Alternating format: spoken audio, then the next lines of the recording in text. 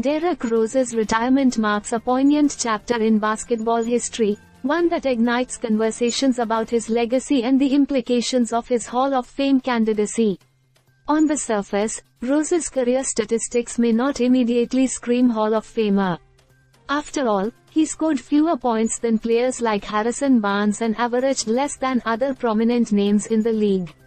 Furthermore, his All-Star appearances were limited to just 3, and his scoring efficiency often came under scrutiny. Yet, there's a compelling narrative beneath these numbers that speaks volumes about not only Rose but also the sport itself. Rose's career arc is both remarkable and tragic. He is the youngest player to ever win the NBA Most Valuable Player award, achieving this honor at just 22 years old in the 2010-2011 season. That singular accolade automatically places him in Hall of Fame discussions, a fact evidenced by the reality that nearly every MVP in history has found their way into basketball's hallowed halls, except for a few current players and Rose himself. His trajectory was poised for greatness until an ACL injury derailed his momentum during the playoffs the following year, forcing him into a long and difficult rehabilitation. The injuries he faced not only altered his career path but also limited his ability to fulfill the potential many believed he possessed. When comparing Rose's career to other Hall of Fame inductees, one can find parallels with players like Bob McAdoo, who also won an MVP at a young age but faced a shortened prime. McAdoo's individual accolades were bolstered by championships later in his career, yet he had to wait a decade post-retirement for his Hall of Fame induction.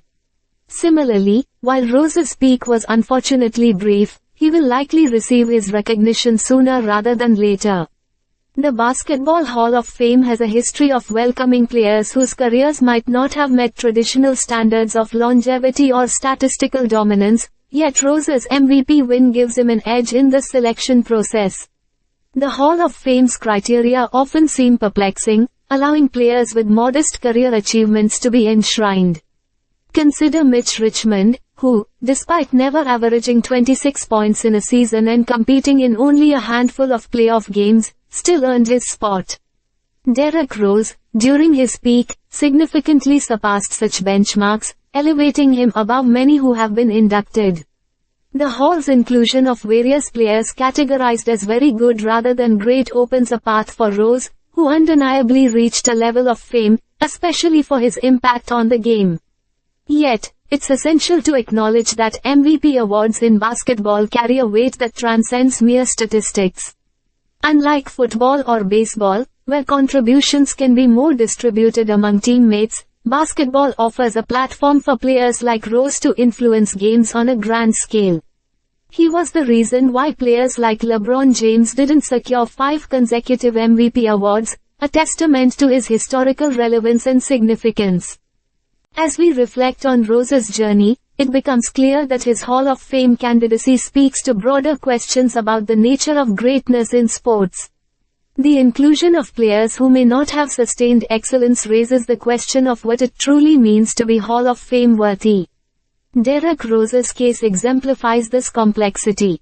His story isn't just about the numbers, it's about the indelible mark he left on the sport during his peak years and the way his struggles resonated with fans and players alike.